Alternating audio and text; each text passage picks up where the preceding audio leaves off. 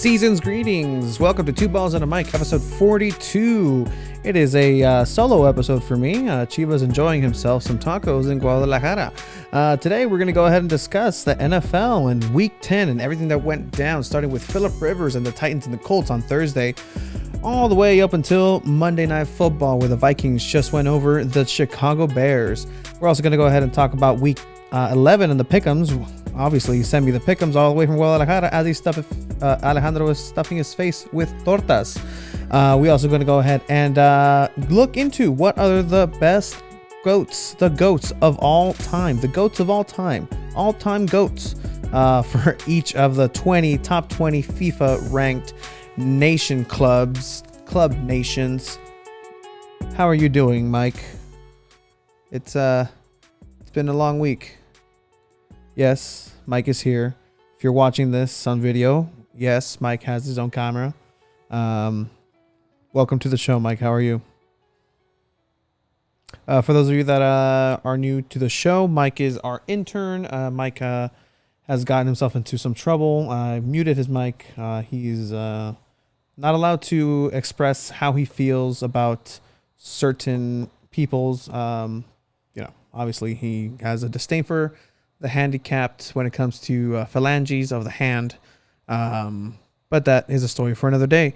So yeah, like I said, it is just going to be me today. A solo dolo episode of Two Balls and a Mic, one ball today, which is fine. I mean, this is all we wanted, right? It's my house, my garage, his stuff, which is fine.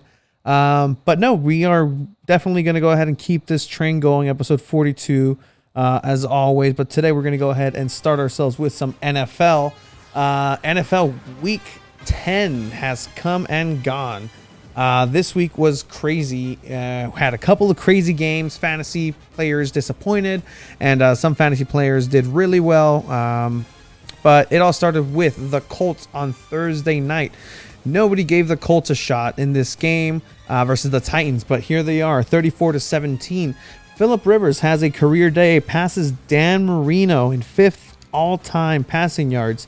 For anybody that doesn't think that Phillip Rivers is a all-time quarterback that deserves to be a Hall of Famer, maybe not first ballot Hall of Famer, but Phillip Rivers definitely deserves to be in the Hall of Fame with stats like that. I think the Colts have a great shot this year at some postseason prominence. They're a complete team. They have a good wide receiving core. It's not the same T.Y. Hilton as it once was with Andrew Luck, but I think that with Michael Pittman, the kid from USC, man, this kid is lightning quick. He has great hands. Zach Pascal is also in there. They have a great running core. I'm incredibly disappointed that I took Jonathan Taylor so high in some of my drafts.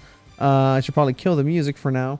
But yeah, Jonathan Taylor has disappointed me and a lot of fantasy owners this year. I shouldn't have trusted him on the ESPN app. This man was wearing a suit and not pads like everybody else in their picture. That should have been a dead giveaway, dead ringer to not pick him. If anybody who plays video games in the wrestling sense, you never pick suited up wrestlers as your wrestling attire, because you just don't. You just don't. So I should have known better in that one. They had definitely a tough matchup against the Titans, who are no pushovers. The Titans have been coming in hot. They've been playing some great football. But to be stamped 34-17 is crazy. The game was fine, but just that third quarter, the Indianapolis Colts came back and scored 14 unanswered points in the third quarter. Ended up being 21 unanswered points in the second half. It's honestly incredible how Phillip Rivers has managed to, look so good. And at times, obviously, still Phillip Rivers, but I definitely think he has a chance to make a playoff run with this team. Might even win the division. Right now, they're 6-3, sitting 6-3, tied with the Titans. I don't think it's out of the question to think that the Colts and Phillip Rivers can go win this division, especially when you have a division where you also have the Texans who just cannot catch a break. This game started late because of some weather conditions. the Texans lose to the Browns, 10-7. Um, it's incredible. I don't know what to do with the Texans because they fired Bill O'Brien, GM head coach Bill O'Brien, and they said, hey, this is going to be it. They're going to turn it around. They have a good receiving core, Will Fuller, Cooks. You still have Deshaun Watson, still no O-line. I mean, it's better than it was at some point. Duke Johnson goes down and on IR for the Texans. Nick Chubb returns for the Cleveland Browns. So some fantasy owners were happy with that. Some fantasy owners are definitely disappointed and upset at Nick Chubb, who at the end of this game decided to make a crazy run. Not decided, he just had a breakaway. But to end the game, he stepped out of bounds with 1 second to go and just eliminating any chance that the Texans would have to receive the ball back. But he didn't score the touchdown. That's the last second effort by him. Just keeping his head in the game. But, Baker Mayfield, very pedestrian Baker Mayfield type game. I trusted Baker Mayfield over Alex Smith, which was a incredibly stupid move. I should have known that the Cinderella story is the way to go, even though he hasn't gotten a win himself. But Baker Mayfield, 12 out of 20, 132 yards passing, no touchdowns. But again, it's all about the running game for the Cleveland Browns. They have 19 carries split between Kareem Hunt and Nick Chubb, 126 yards for Nick Chubb, 1 touchdown, could have had 2. Kareem Hunt also serviceable, 104 yards in 19 carries, averaging 5.5 yards. Without Odell Beckham Jr., the receiving core has gone a little bit down, but again, you still have good performances, and obviously with the weather being as it was, it didn't allow for so much aerial attack from Baker. But the Texans, again, look, Deshaun is trying 20 out of 30, 163 yards, 1 touchdown. Again, Duke Johnson goes down. Rushing wise, it's still Deshaun Watson getting it done, second in leading the team, second in rushing. But yeah, I mean, I don't know. I don't know what can be done with the Texans. JJ Watt saying he might, be out of Houston soon. But the Texans, man, they need to restart. I think Deshaun Watson just needs to get out of there as soon as possible. Maybe replace Cam over in New England. I don't know. But then you also had the Washington football team going up against the Detroit Lions. Again, I should have chosen and should have known Helix High School product Alex Smith to be the chosen one to lead the Washington football team back to a fourth quarter comeback after the Lions have yet again given up a 10 when they were leading for more than 10 points in the second half. They were about to lose this game again. It looked like Alex Smith with a career day. Alex Smith has played in San Francisco with a good offense. He also played under Andy Reid with who's a offensive mastermind. Alex Smith with a career day, 38 out of 55, 390 yards. Somehow no passing touchdowns, but career day yards wise, Antonio Gibson getting it done on the ground, 13 carries, 45 yards, 2 touchdowns. Definitely a revelation in fantasy this year. Terry McLaurin had himself a carry, but he is more deadly with 7 receptions, 95 yards. Logan Thomas, tight end, also doing a good job keeping being the safety blanket for Alex Smith when he needs it. But definitely this Washington team is mostly, defense-based. Ron Rivera, known for his great defenses in Chicago, San Diego. But, in this game, it was actually at the end of it, Chase Young, second-round pick, who had a pretty costly penalty towards that end of the game that gave Matthew Stafford and the guys a chance to go downfield and have Matt Prater hit a game-winning field goal. It was heartbreaking. Everybody wanted to see Alex Smith after obviously the leg injury and coming back. It's crazy. Like that was the most disgusting thing I've ever seen. Is Alex Smith's leg? It's just insane how that's technology and the medical wonders of the NFL that they can literally rebuild what was left of a leg. Because if you have not seen the pictures, I welcome you. Please enjoy. If if you're one of those people that, back in MySpace days went to rotten.com and enjoyed, I don't know what you enjoy on there, but if you were one of those type of people, it's right up your alley. Alex Smith, terrible injuries. Speaking of terrible injuries happening all across the NFL. Este vato, the tight end for the Ravens, went down in a disgusting fashion. Immediately had the Patriots defenders asking for help as soon as he went down. It's, oh my God. Part of me is so glad I never played football, because I know something like that would have happened to me, and oh man, I can't even imagine. The Buccaneers and the Panthers, NFC South, yes. NFC South matchup, Buccaneers 46-23. It is said that Tom Brady never has bad back-to-back games, and the GOAT yet again proves it. 28 out of 39 pass attempts, 341 yards, 3 touchdowns, and a quarterback sneak. Patented Tom Brady quarterback sneak. It was a, another day at the office. Obviously when you have a team like, Jesus Christ, Ronald Jones, 23 carries, 192 yards, 1 touchdown. But look at this wide receiving core. Godwin, Evans, Antonio Brown, Rob Gronkowski, who got himself a touchdown. Look, Cameron Brate's good. I've liked Cameron Brate. He's a serviceable tight end. Maybe not fantasy wise, but on the field he does get it done. But look, man, this team is just different, especially now with what happened over in New Orleans and the quarterback change with that. The Tampa Bay Buccaneers 7-3, making a great push for that first place. But don't count out the Saints, because Jameis is no pushover, and he has something to prove, has a chip on his shoulder. I do want to shout out the Carolina Panthers, who, unfortunately for them, fortunately for me, because I traded him away, Christian McCaffrey is seeming to be out yet again.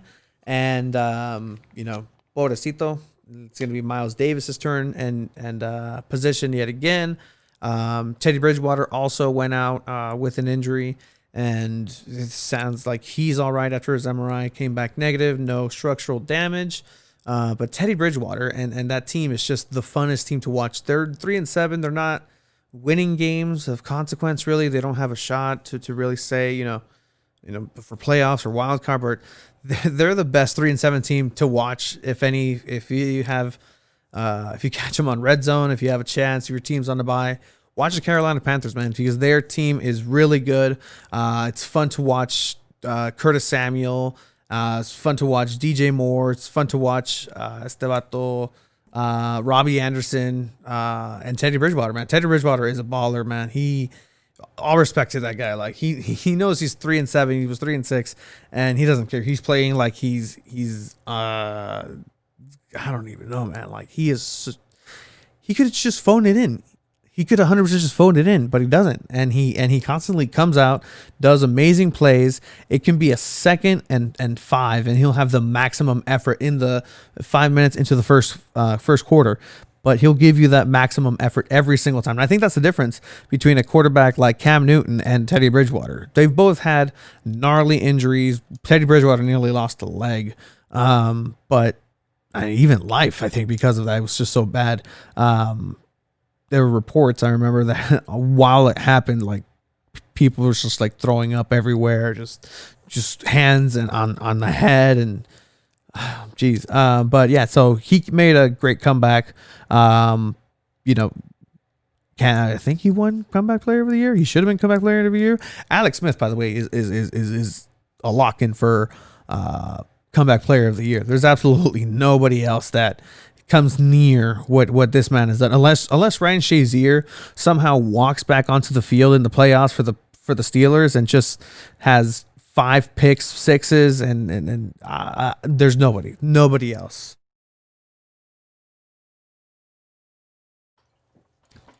Anyway, but yeah, I think the Buccaneers have a solid chance of solidifying themselves in first place. But again, the Saints, Sean Payton, never count them out. They had Teddy Bridgewater last year. They went undefeated with Teddy Bridgewater last year when Drew Brees was out. Drew Brees is out with 2 broken ribs and a collapsed lung. Should be a couple weeks where he's out. But in those weeks, again, Jameis Winston should be a very serviceable quarterback. They do have Taysom Hill. I don't think they're going to use Taysom Hill as much in the quarterback position as they will Jameis Winston. He's been ready. He's going to throw 5 picks and 5 touchdowns in the same game. It's going to be chaos, and we're all here for it. Talking about chaos, speaking about chaos, the first place Philadelphia Eagles, who are still in first place, the Birds, my Birds, 3-5-1, atop of the NFC East. But it's getting awful close, especially with the New York Giants playing the way that they are coming into this game. You know, if you're watching this game because you're not a Philadelphia Eagles fan, you're not a Giants fan, you're just a masochist, you're just enjoying the shit out of this, and that's fine. If you want to watch bad football, that's fine. I do want to say that for those of you that are saying, and I know for a fact that Mr.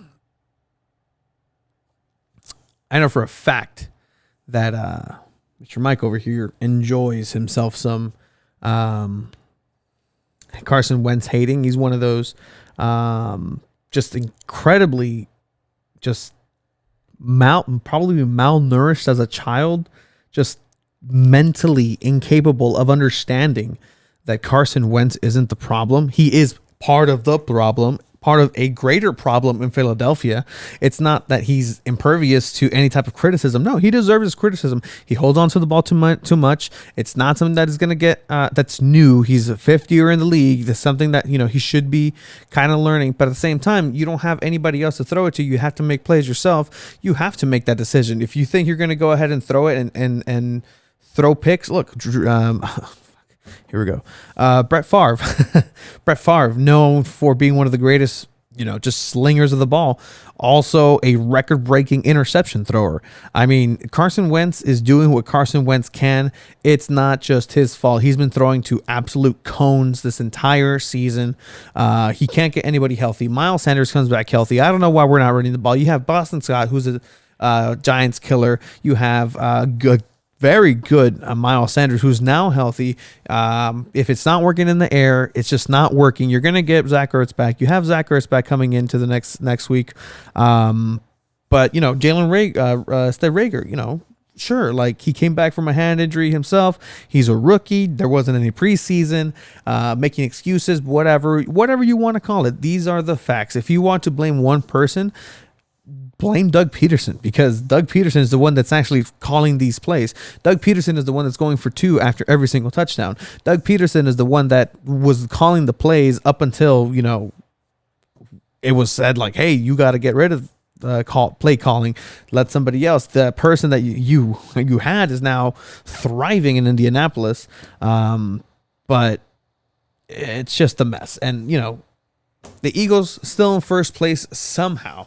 Somehow the Eagles are still in first place. They do lose 27-17. Daniel Jones, man, look, Daniel Jones is a great fill-in for a franchise quarterback. He's a franchise quarterback. He gets it done with the legs, something people always seem to forget, because they see a Giants quarterback, they see Eli, they see a Gump, they see a Phillip Rivers, they see a 3-legged horse being born and trying to run away from a lion with Eli Manning. But no, it's Daniel Jones. It's a whole different ballgame. He has the legs. He's tough. He knows how to get between those gaps, and he knows how to take a hit. Look, he knows how to take a hit. We talk about all these other great quarterbacks and how they know how to maneuver in the pocket, out of the pocket, so elusive. Cam Newton in his time. You have Lamar Jackson now. Daniel Jones is getting it done. And if you're not paying attention to Daniel Jones and giving him credit for what he's been doing, on top of the Giants themselves are doing a good job. You know, they're again like the Carolina Panthers. They're 3-7. They're not the worst team to be 3-7. Their record doesn't necessarily show exactly how they've been playing. They play hard. They stay in the game. If anything, I'd say that the New York Giants are this year's Miami Dolphins of last year. Last year's Miami Dolphins weren't that good, and they had a terrible record. And questions were being thrown. Bryant Flores is this and this. It's just not working. What's going to happen? We're tanking for Tua. They tanked for Tua. Look at them now. They had Fitzmagic in the beginning of the year. They switched it up. Now they're still winning with Tua. Impressive wins with Tua. And, I'm not saying this is going to happen with the Giants, but it's the similar trajectory that they're going to go ahead and take this game. 21 out of 37. Carson Wentz, 208 yards. Again, 15 carries for Sanders. It's just not enough. Give him the ball more, man. Like he can get it done. If he's healthy, he can get it done. Nothing really else to show as far as the New York Giants. You do have Darius Slayton, who has that voodoo connection with Daniel Jones. Another thing with Carson Wentz, people say like, oh, well, he's getting everybody back. He's getting everybody healthy. Like, no, like even with everybody healthy, the team still is lacking in depth everywhere. We would give everything for a Sterling Shepard right now, for a Darius Slayton. Like that would be a wide receiver 1 right now with the Eagles. But even then, it's still going to happen. The Eagles are still hopefully going to be atop of that division. But I don't know. It just makes me sad. It really does make me sad. Just the potential, and then how badly everybody else is doing in the division. It's just a sad division at the end of the day. Then another game that was, I guess, an upset. Could have been potentially an upset. I don't even know. The 1-8 Jaguars went into Green Bay and almost pulled off a win. 24-20. Green Bay Packers over the Jacksonville Jaguars. As some people incredibly inaccurately pronounce the Jacksonville Jaguars. It's not the Jaguars, it's the Jaguars. Jaguares, not Jaguares. Jake Luton is, another rookie quarterback coming out of nowhere here in Jacksonville, proving himself. Fun to watch, a la Gardner Minshew. He had, he had an interception, 1 TD, 169 yards. There's nothing much to do. You're the Jaguars. You're 1-8. You're not a good team. James Robinson, 109 yards, rushing with 23 carries. DJ Chark still getting some receptions in there. But this is more of what happened with the Packers. It shouldn't have been this close. The weather was terrible also in Green Bay. The wind was blowing 30-some miles per hour. But, you're still a team that should not be 24-20 any team that's in the caliber of Jacksonville Jaguars. 24 out of 30 passing, 325 passing yards, 2 TDs for Aaron Rodgers. Aaron Jones is disappointing, man. Like, just give him the goddamn ball. Rodgers took a rushing touchdown off from the running backs. Valdez Scantling, Devontae Adams catching each themselves a touchdown. Devontae is a monster. Just a solid wide receiver. Probably one of the top 2 wide receivers. Somebody said that. Look, let's see. DJ Metcalf. I put Diggs in there. Put DeAndre Hopkins. Devontae Adams. Michael Thomas is out of the question for this year, at least, just because of everything going on with him.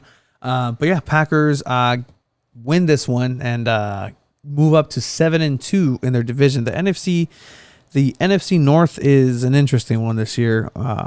Minnesota again coming up with a clutch win tonight against the Bears. The Bears again, there was that team that had no right being 5-1 when they were 5-1, and now they're being discovered as the team that they are. But again, the most exciting game of this week, the Bills versus the Cardinals, 32-30. What to say about this game? Just everything you expected and more. There was offense, there was defense, there was sacks, there was runs, there was pushing out of the pocket, there was Hail Marys. This game would have been the story of the week, with Josh Allen going in and going into Arizona and just the maverick that he is, going and rolling to his left. I don't even remember. It was just that game was just crazy. At the end of the last 4 minutes were insane. Throwing it to Stephon Diggs and catching it. Stephon Diggs, that's why you pay me. That's why you pay him. And great, he made the catch. That's exactly why you pay him. Good on you. With a couple seconds left, Arizona gets the ball back. They do Kyler Murray gets flushed out of the pocket, throws it to Larry Fitzgerald over on the right hashes, goes out of bounds. One more play. Kyler Murray has about 11 seconds to go. Hikes it. Blitz comes in, flushed out of the pocket, buys some time. He's around the 50. He 5'9" slings it into the end zone, into the left side of the end zone. There's 3 defenders and 1 wide receiver. DeAndre Hopkins goes up and comes down with the football and mosses 3 people. I've been watching replays. I've been watching analysis. I've been watching just everything I can about this. Former NFL cornerback, safeties, and defenders just saying there's nothing you do. There's just nothing you do in that situation. They were supposed to be where they were supposed to be. They jumped when they were supposed to jump. Sometimes, I always say I'd rather just lose to greatness if I ever was to lose. But yeah, I mean, just lose to greatness, because if anything, you can say like, hey, at least I wasn't a cool poster. Nobody would say that. But DeAndre Hopkins, probably the play of the season. This season has had a bunch of amazing games, great plays. Everybody thought the Bills had a walk-off touchdown with Stephon Diggs. But nope, it's actually the Cardinals who come back 32-30. 32-30. Los Cardenales over los Buffalo Bills. Bills still 7-3, still solid record. But they might want to start looking in the rearview mirror for a couple of teams. Arizona 6-3, tightening up that race in that NFC East. That was, giving a bunch of surprises. The Niners are injured everywhere. The Cardinals are much better than they were last year. Now with DeAndre Hopkins, Kyler Murray in a second year. And then the Rams too. The Rams are doing awesome. I'm still in a garage. There's still firefighters not outside, but they're passing. And hopefully everybody's fine. But yeah, that's the 7-3 Buffalo Bills, Arizona Cardinals 6-3, and moving into the Chargers and Dolphins. Oh, man, like so many exciting quarterbacks. The league is just absolutely blessed with this new wave of quarterbacks. I remember a couple years back just listening to sports talk radio. I love to listen to sports talk radio, AM radio at midnight here on the West Coast is so weird, because they'll have the 3 a.m. broadcast. It'll be 3 a.m. in the East Coast. They'll have the live broadcast at 3 a.m. from some dude and his, morning zoo crew at 3 a.m. And, they give breaking news, because news breaks at that early hour over in the East Coast. And, but no, a talking point is a favorite talking point of theirs is how it's always been, the direction for the NFL to get younger, faster, and more like college football. And the NFL is typically robust men who have been who are in the gridiron and do all this manly man stuff. That's why quarterbacks like Drew Brees were looked down upon. You're just not going to make it in the NFL. The game changes, the rules changes to favor certain positions, and Drew Brees is now a certified first ballot Hall of Famer, and so leaving the blueprint for other quarterbacks like Lamar Jackson, with undersized quarterbacks like Kyler Murray, I guess Baker Mayfield. But no, I mean, it's the mold of the quarterback. The prototypical quarterback is not, let's say, Phillip Rivers, who's just your ordinary pocket passer, who's like a stump, has roots into the field and just doesn't move. And same thing with Big Ben. And you can it can't be more glaring, more clear of a comparison than that 2004 quarterback class with Eli, Rivers, and Roethlisberger. Those are pocket quarterback passers. And those are 3 Hall of Famers in what people say is one of the, if not the greatest draft class for quarterbacks, 2004. But this last year, man, I mean, even this game, you have two rookies in the Chargers and Dolphins. Justin Herbert, who may or may not have been starting at the beginning of the season, obviously with what happened to poor Tyrod, and the injection to the lung. Obviously it's a stroke of luck in a sense. But Justin Herbert has been proving himself worthy of a starting position and being quarterback one for a professional football team, NFL team, even if their record is 2-7. There's so many terrible teams record-wise that are really fun to watch and are putting great numbers and great performances.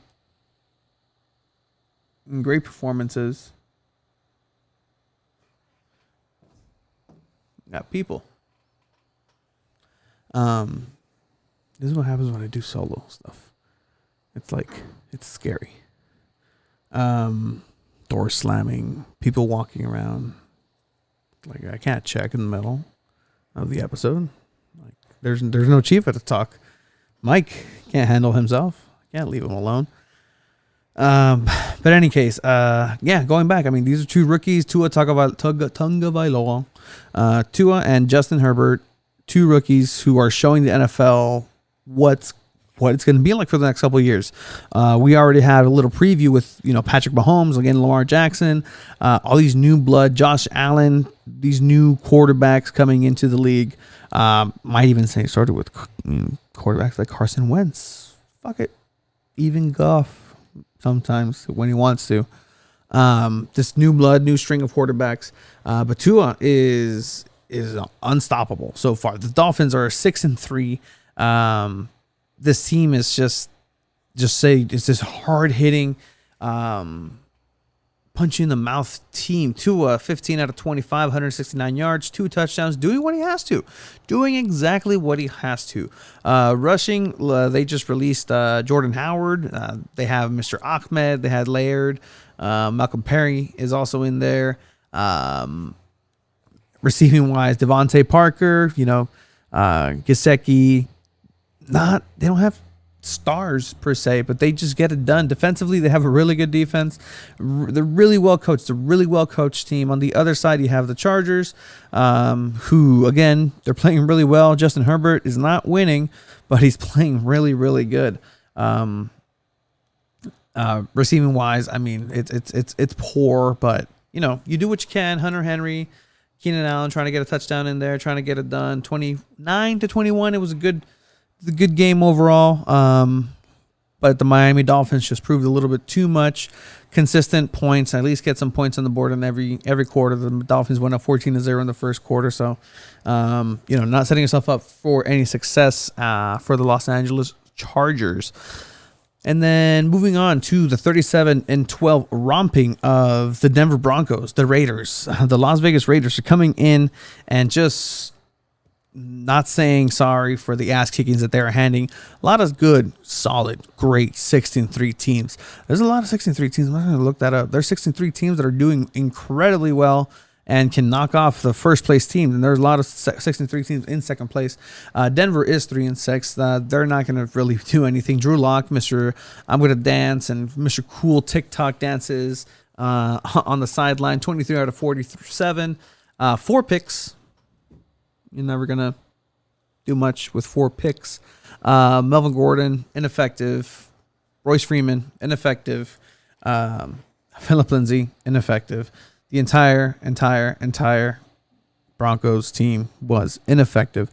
But the Raiders are incredibly effective. Look, Derek Carr is on his MVP Derek Carr shit. Maybe not in this game in particular. Didn't throw for a touchdown, 154 yards. But again, he's doing what he's supposed to. He's in the positions and putting his team in the positions they need to be. Josh Jacobs, 112 yards, 2 touchdowns. Devontae Booker, 2 touchdowns. Formerly a Denver Bronco. So he played with a little bit of a chip on his shoulder. But look, this Raiders defense is good, solid defense, good special teams. John Gruden is doing a great job of having a hard-hitting, just strong team, solid team. I'll double down. Next year 2 in Vegas is going to be their year to actually compete closer to the Chiefs. And that's saying, even though they've already beat the Chiefs once, and they're going to go ahead and probably, I don't know, we'll see in the pick'ems, because they do have the Chiefs up this next upcoming week. The AFC West is certainly interesting with the Raiders and the Chiefs atop. The next game was the Rams and the Seahawks. Russell Wilson had an MVP season the first half of the season, and just hasn't been the same in the last couple of weeks.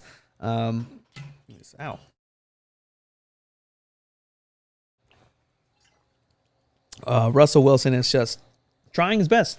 Honestly, he's trying his best. There's nothing he can do. His defense is letting him down. There is no defense. That defense is just made out of wet paper mache, which I think is actually strong. So don't quote me on that. But yeah, no, this running game is non-existent. Chris Carson, again, is out injured. Carlos Hyde is also injured for them, so they had to bring in Alex Collins back into the NFL. It's never good when you hear, I'm being brought back into the NFL for a first time in blah, blah, blah years, seasons. It's not good. DJ Metcalf, ineffective, didn't do much against this. Look, nobody thought the Rams were going to be this good. Not even Rams fans. And you can't sit here and tell me that you knew this and you no. Everybody thought it was over when they were like, wow, Jared Goff was overpaid, and he is overpaid. Wow, Jared Goff is not the way we thought. He's not. But, it's still a serviceable franchise quarterback. How many teams have been looking for a serviceable franchise quarterback for years and haven't been able to get it done? So Jared Goff, when he's on it, 302 yards, no TDs, no interceptions. But look, no interceptions, no turnovers. Good. Malcolm Brown, 2 touchdowns. Vulturing off Cam Akers, man. Like, Cam Akers was supposed to be the guy. He didn't vulture it. Cam Akers led the team with 10 carries. But again, look at this receiving core. Reynolds, serviceable, really good, decent. 94 yards, 8 receptions. Tyler Higbee, great tight end. Cooper Kupp, Woods, tandem, good, solid 88 yards out of both of them. 10 receptions each. 10 receptions altogether, actually. I mean, it's a good team. It's a really good coach team. Sean McVay knows what he's doing. He knows the guys that he's got. Aaron Donald, probably the best player in football right now. 6-3, both teams now, Seattle Seahawks and the Rams. This is going to be a great end to this season for the NFC East. Thursday Night Football is going to be interesting too, because it's going to be the Seahawks who they've been struggling against the red hot Arizona Cardinals. So that's going to be interesting. 36-10 the Steelers. Not much to talk about there. Joe Burrow, playing as a rookie. Big Ben coming in and showing everybody again who Big Papi is. In the AFC North, 333 yards. Jesus Christ. 4 touchdowns. James Conner, 36 yards, no touchdowns. That's fine. But receiving, look, you have Johnson, you have Schuster, and then you have Chase Claypool.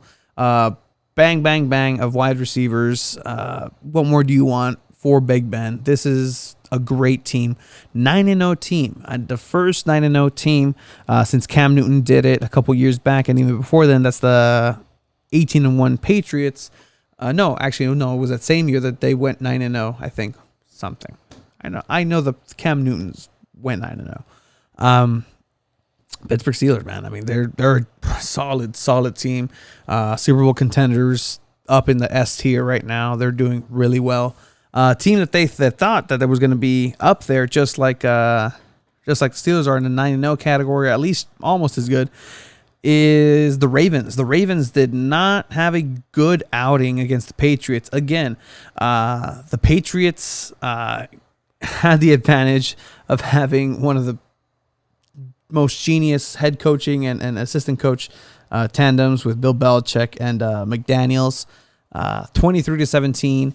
Cam Newton got it done. Cam Newton and the guys got it done. It's classic New England style football. Speaking of New England, it was crazy weather there too. We actually have a report. How was the weather? It's raining sideways. I mean, it really was, and it sideways, up ways, that ways, this ways, every ways. But Cam Newton and the guys were able to get it done. Bill Belichick again showing, what he does. The Ravens, though, I think this is a concerning loss. The Ravens have not been looking good. That offense looks boring as hell. Lamar Jackson, reigning MVP, looks so stifled. He was able to get two touchdown passes, one interception. But those interceptions are incredibly costly. They did get Mark Ingram back. Their running is still being led by Lamar Jackson. Receiving wise, they had Willie Snead. Mark Andrews didn't really get involved, 61 yards with 7 receptions. But yeah, I mean, this is a game where kudos to Cam Newton and the boys, because again, they got it done with names like Damian Harris, Rex Burkhead, Jacoby Myers, Jacob Johnson, Ryan Izzo. I mean, what do you expect, man? Like, I don't know what to do with that. And good job, Bill Belichick, on doing your job and coaching your guys up. But yeah, man, the Ravens are now again another 6-3 team that can make some sort of wild card push. Wild card's going to be interesting over in the AFC. The Patriots, though, 4-5. People thought they were going to be much worse than a 4-5. They have no right beating a strong Ravens team, but yet here we are. But then we had a Saints 49ers game, again, Saints game where Drew Brees got knocked out. Ian Rappaport and the guys are reporting, according to their sources, that he has 2 broken ribs and a punctured lung, so he's going to be out for a little bit. Famous Jameis is now going to be starting quarterback. There's no way he's going to be Taysom Hill. But in this game, again, what is it to say? Nick Mullins, CJ Beathard. Those are your quarterback options. That's it. 2 interceptions by Mullins. He threw a touchdown.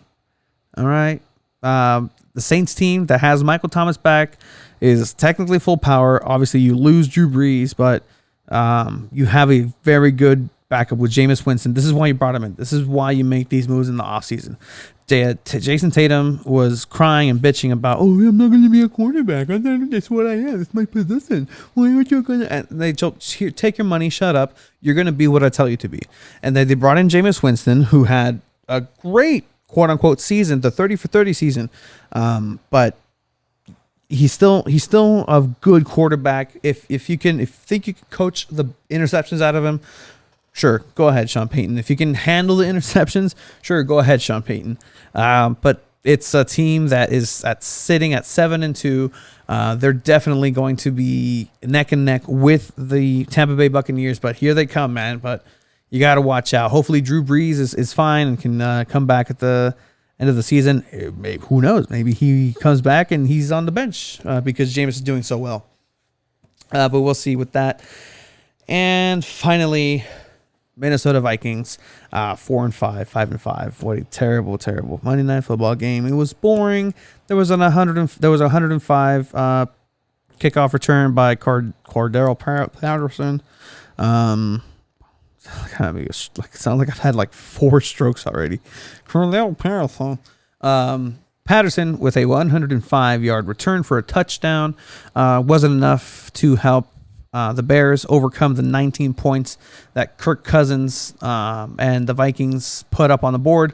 96 yards by Dalvin Cook and 30 carries. No touchdowns for him in this game.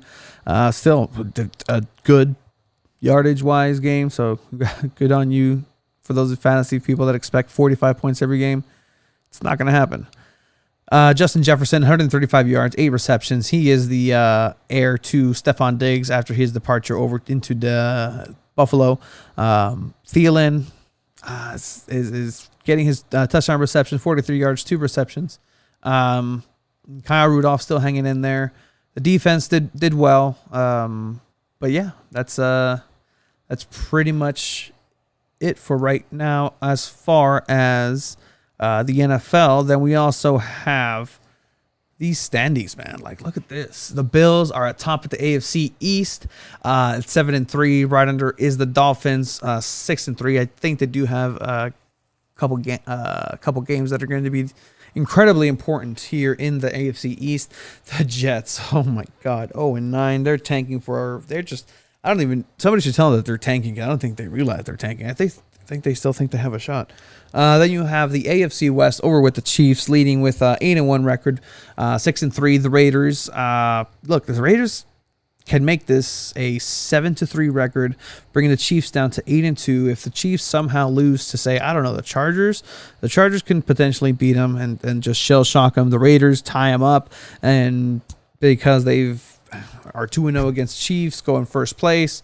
The Raiders have a legitimate shot to be in first place of the AFC West, something people didn't really think about at the beginning of the season. The AFC North, you have the Steelers 9-0 atop, 6-3, tied for second place. The Ravens and the Browns. The Browns, I still don't know if I should believe them, especially after losing Odell Beckham Jr., but they did get Nick Chubb back. The Ravens not looking that well. I think, the Steelers are still going to take that one. The AFC South is an interesting one because the Colts are leading the division 6-3, now atop of the Titans, who have arguably one of the best rosters and teams in football, but yet the Colts still get overlooked. They are leading that division. I think the Colts have a chance to win the entire thing. The Titans could be one of those wild card teams, but again, look at all these 6-3 teams. There's 1, 2, 3, 4, 5, 6 teams in the AFC. And then over in the NFC, the Eagles in 3-5-1 still atop, 3-7 Giants trailing. Again, anything can happen in this shitty ass division. NFC West, the Cardinals 6-3, 6-3, 6-3 Cardinals, Rams, Seahawks in that order, 4-6 for the 49ers.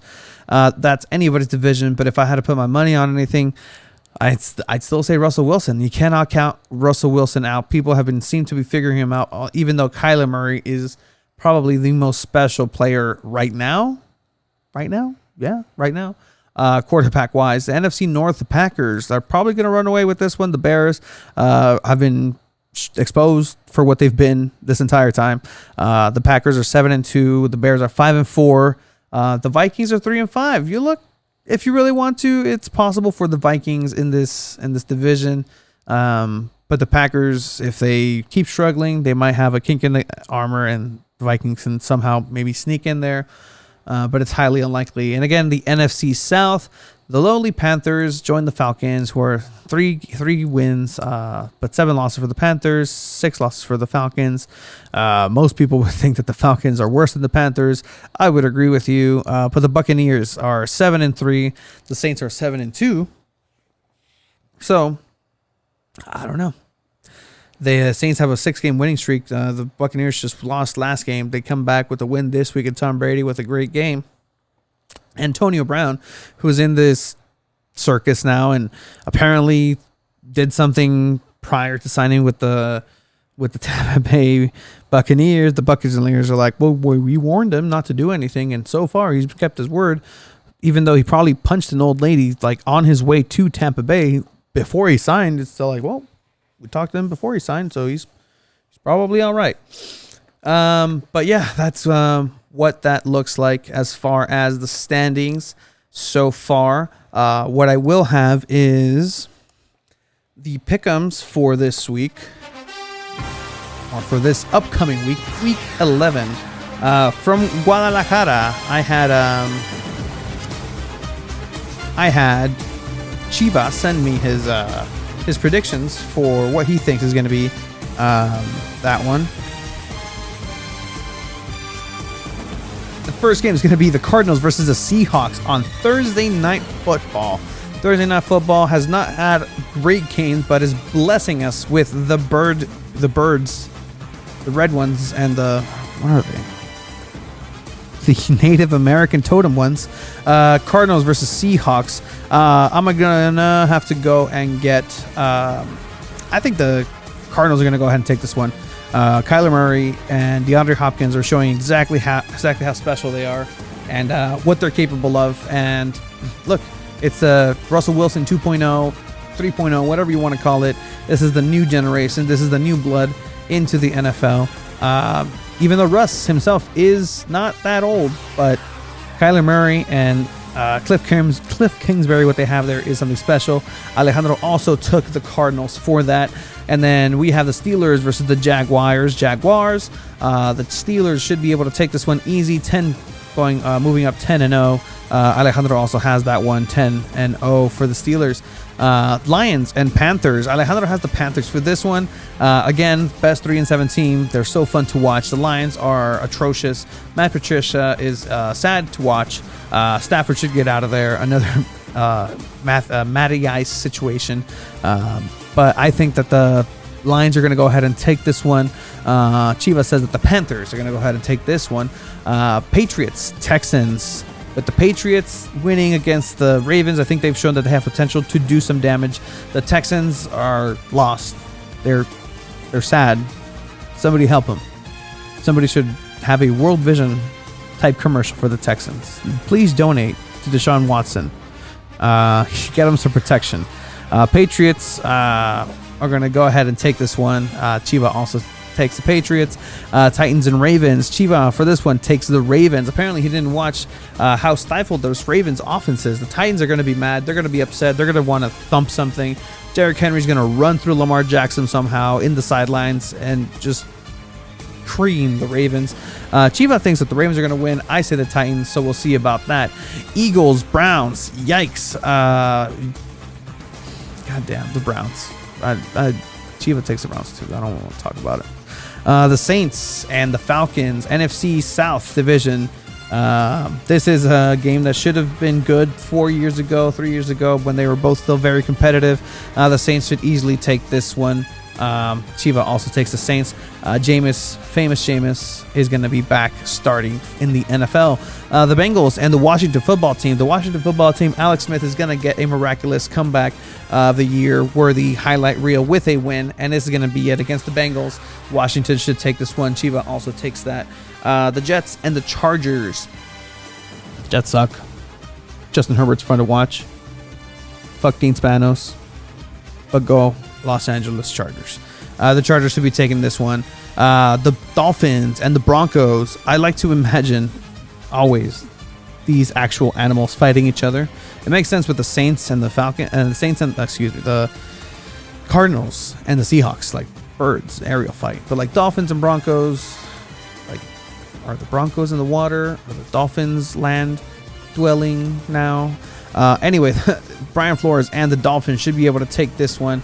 Drew Locks dances up his own ass. Vikings versus the Cowboys. The Cowboys are back after a bye, and who knows what we're going to see. Andy Dalton's coming back from the COVID protocol, and Ezekiel Elliott has not been showing any signs of life. This entire Cowboys team is not like it used to be.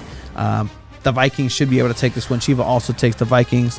Chiva also takes the Dolphins. Packers, Colts. This is going to be an underrated game. People should be looking at this game if they want to have a good time watching a football game. Philly Riv versus Discount Double Check Aaron Rodgers. Colts coming off a hot win, 37 points scored, 21 points unanswered against the good defense from the Titans. The Packers have been struggling with a couple of teams. I don't know what happened with the Jacksonville Jaguars, so I think that the Colts have a good chance to take it home to Aaron Rodgers and take this one. Chiva says the Packers are going to win this one. For Sunday Night Football, I'm waiting all day for Sunday night. Chivas.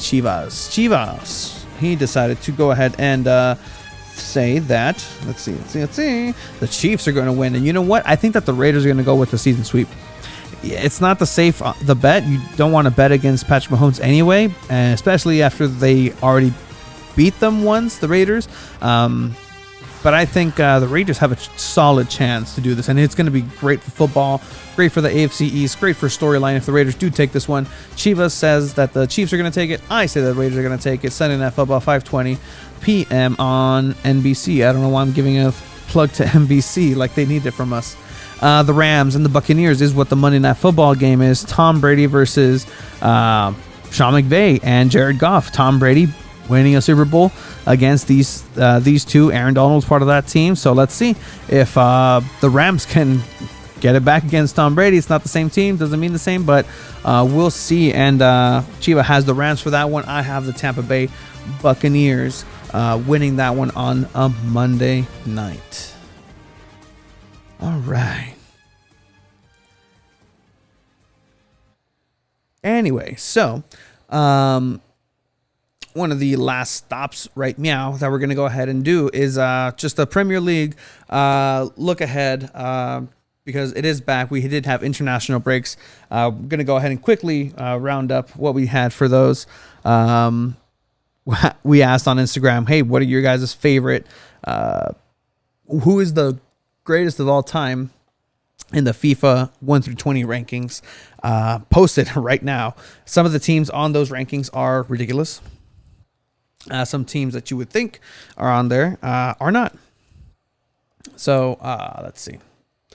We're going to go ahead and go Premier League because this week it is back and we have matchups coming up to look forward to. You have Newcastle going up against Chelsea. Chelsea has been playing lights out. Great attack. Newcastle, I don't even know what to say. He should be able to win easily.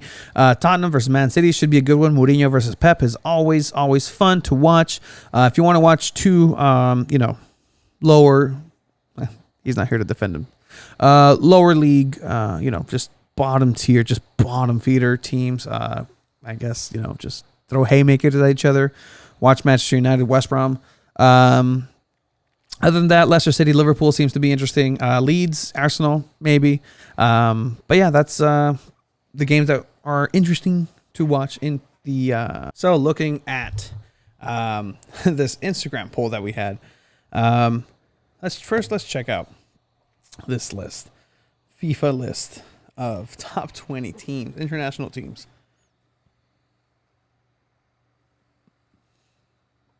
All right. So let's start at the top. Belgium, number 1. France, 2. Brazil, France, the World Cup winners, number 2.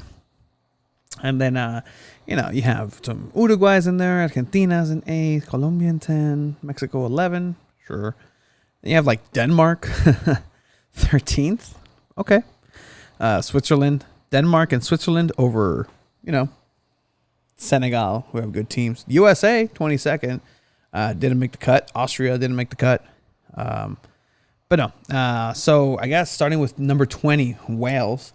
The question was essentially, what do you think the greatest soccer player of all time is for each of these respective countries? I put the logos and we got some pretty cool responses. So for Wales, we have pretty much 2 players that everybody decided on. Was Ryan Giggs and Gareth Bale. I don't know any other Welsh international players at all. So I think that's definitely a consensus with that. I didn't necessarily go in order when I posted these. I posted Germany, and we had some good different variation for this. You had Mueller, Thomas Mueller, and they also had the other Mueller, Gerd Mueller, who had the scoring record for all-time scoring record in a year that Messi broke a couple years ago. But yeah, so you have Thomas Mueller and Gerd Mueller. You also had Cisco Solis, who said Miroslav Klose. Great shout. We had some people always have they're confused with the question, but I'm clear to put GOAT, greatest of all time. But some people put current best. So I'll respect those. You know what? Serge Gnabry, sure. He's doing mad things, as people would say over at the other side of the pond. The next team was England. England also had several different responses. Let's start with the current ones, which are not what I asked. But if you're currently the best ones, you think are Danny Ings and Sancho, sure, or Harry Kane, all right. But all time, if we're talking all time, it pretty much went down to one of two, which either Wayne Rooney or David Beckham. Pretty recent. If you want to go old school, George Best, sure. If you watch them play, sure, or highlights, it counts enough. Next one was Spain, La Furia Roja. This one also had a different myriad of responses. Josh Peller, shout out Josh, who kicked our ass in fantasy. Which, by the way, we in our 2 balls in the mic league, we're still destroying. We won yet again. And then, yeah, we're going to win this one. And we're going to send everybody nail stickers when we win this league.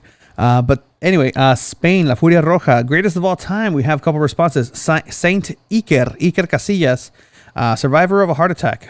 That scared the shit out of me. Somebody who is so healthy, a goalkeeper, and played at the top level up until when he got a heart attack. It's going to happen to everybody. We also had Josh, like I said, saying Sergio Ramos. Another Iker Casillas, Sergio Ramos. The boy over in Guadalajara, El Chiva 97, saying Iniesta. We also got an Iniesta and Xavi. I'll respect that. You know, like a Megazord in Power Rangers. Like, combine them together. And it's just one big unit. Several Ramos. We also had Cisco who said David Villa. Shout out to El Guaje. One of the greatest strikers. Brought the Furia a World Cup title. Iniesta was the one that scored the winning goal in that game against the Netherlands. But Guaje got him there, man. We also had people being confused with like, ¿Quién es UAF? AUF? AUF? Uruguay. Or as Homer Sensei would say, you're a gay. 20-year-old Simpson reference. Diego Forlan. It was incredibly underrated, and I don't know why. You know, he did do not that well when he did have a short stint in Manchester United. But other than that, he's been phenomenal everywhere he's went. He scored one of the greatest World Cup goals, free kick goals, thanks to the Jabulani and the design, but he took advantage of it. He was one of the only ones that took advantage of that. Disadvantage for goalkeepers is, the ball movement of the Jabulani, and he practiced over and over again, and he got the desired effect, and it paid off. Another one of his teammates in that 2010 World Cup, Suarez, Luis Suarez. I respect Luis Suarez for putting those hands up in the game against Ghana. The balls that man had, not everybody does that, and the fact that it was the game-saving red card to put Uruguay, into the next phase, and he got to see the penalty get saved in the tunnel. It's crazy, just crazy scenes. 2010 World Cup was a fantastic World Cup. Altogether. Then we move on to Italia. There was let's see, we had a couple of Inzaghi's in there. We had Pirlo, Maldini, great defender, El Capitano. But yeah, I think with that one, I would say Maldini is pretty up there. Roberto Baggio, good shout. Cannavaro, Buffon, guys, Buffon. Nobody said Buffon. Come on now. Then we had like the other ones. Just like, well, this is kind of, obvious. Croatia. Not really that many players that I can point and pinpoint and be like, hey, yep, this guy, world beater from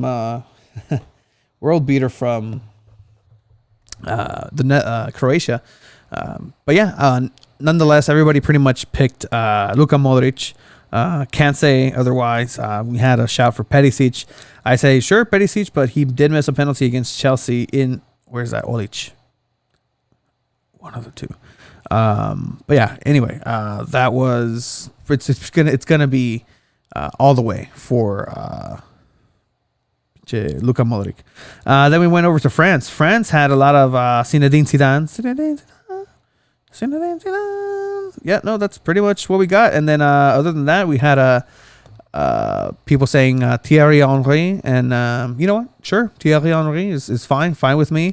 But yeah, no, I think Zidane is just everything you want in a soccer player. Like, just the perfect soccer player. Just put him in any team and just makes that team so much better. And I miss watching that guy play. Moving over into Portugal. I'm getting tired over here. Ronaldo.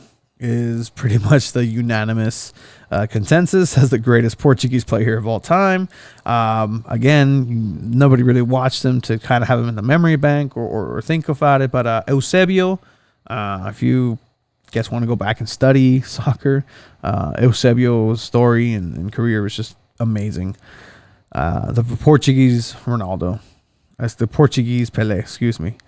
But speaking about Pelé, moving on to Brazil, La Verde Amarela. Os brasileiros, vocês dicen que Ronaldinho, he was fun to watch, man, but greatest of all time? I don't think so. I don't think so. You have El Chelo who says Ronaldo's a good shout. Phenomenal, but of course everybody's gonna go with Pelé.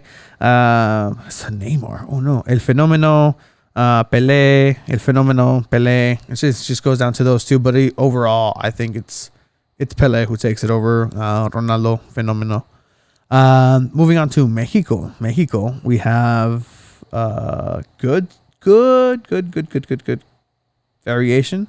We have a couple of Rafa Marquez's. Rafa Marquez is up there. I don't know if people forget that. Like, he was part of some of the most important Barcelona teams of all time, and his touch, his defense, his leadership. A stupid mistake he made in the 2006 World Cup, doing a handball in a corner he thought nobody was going to see. Got it called, got a penalty called, got a score on us. It was part of the decline of Rafa Marquez. No way. Hugo Sanchez, native to San Diego, native to Coronado Island. So if you ever are out and about and you see Hugo Sanchez, yeah, that's him. He lives here. Jorge Campos, obviously. Jorge Campos is just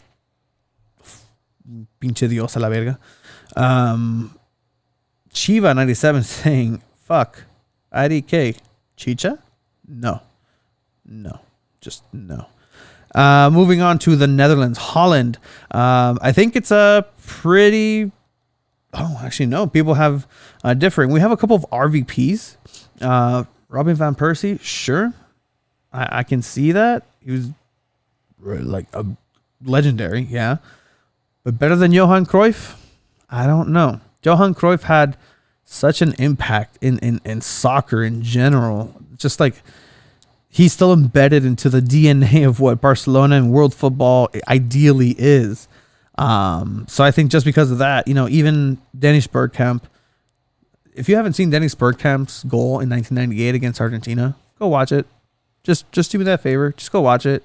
The announcement, the announcer losing his mind is one of the greatest calls in a World Cup I've ever heard. I think it's his native Netherlandian, Hollandaise. Eggs Benedict with hollandaise sauce from Snooze Cafe is exquisite. I'm just saying, if you're ever around Fifth Avenue in Hillcrest or downtown, whatever you want to call it, try it out. Try it out, man. What was I going to do? Dennis Bergkamp. Commentator reaction. It's the 1998 World Cup. It's HD. Thank you. France 1998, the first World Cup. I truly remember this World Cup, like seeing it from Frank de Boer from. Dennis Bergkamp neemt de bal aan. Dennis Bergkamp. Dennis Bergkamp. Dennis Bergkamp. Dennis Bergkamp. Dennis Bergkamp. Oh! Frank de Boer speelt de bal aan Dennis Bergkamp. Die neemt de bal feilloos aan. Amazing. It's one of my favorite calls. It's a great pass from behind the halfway line from Dennis Bergkamp in 1998. Overhead pass, just like Rafa Marquez would. Frank de Boer. That touch. It is. Oh man, I miss crowds. Like, this is such. ¿Qué está diciendo ese güey? ¿Quién sabe? What the fuck he's saying? I have no idea.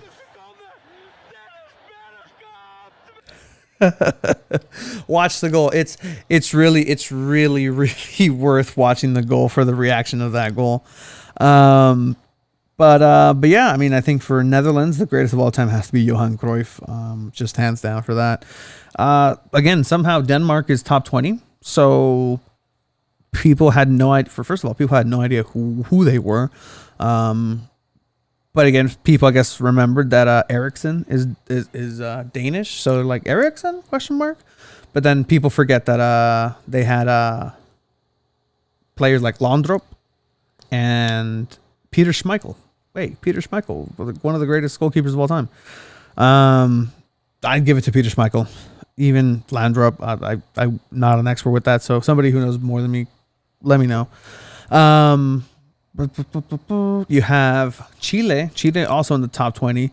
Alexis Sanchez, you have a lot of Alexis Sanchez. You have a Vidal, you have a Chupete Suazo, but a lot of people go with Alexis in that consensus. But one that's 100%, the only one that's 100% is Poland.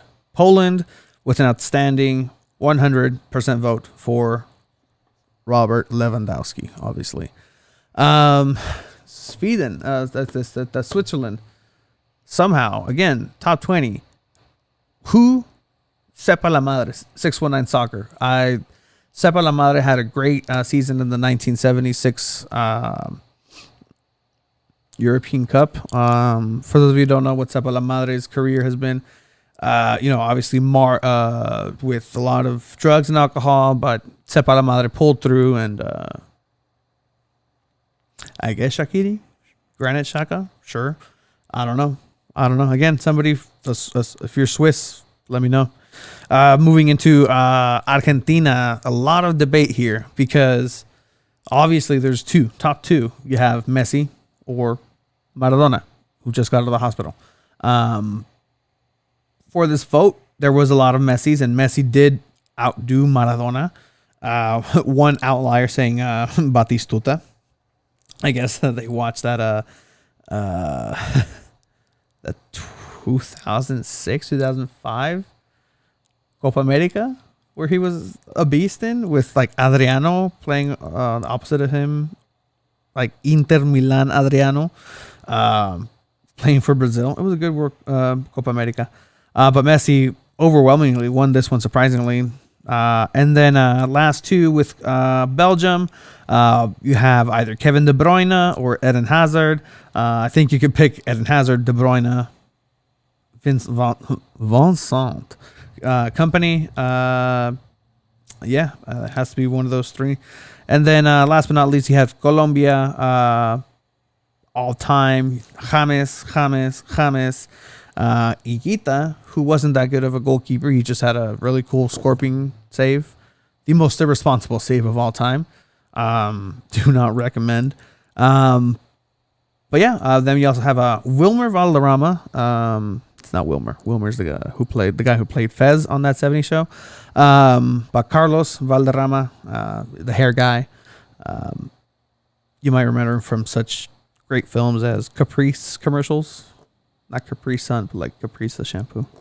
But yeah, those are some of the top 20 GOATs of all time. If there's somebody that we left out, let us know. If there's somebody who you think is better than anybody that we mentioned, let us know.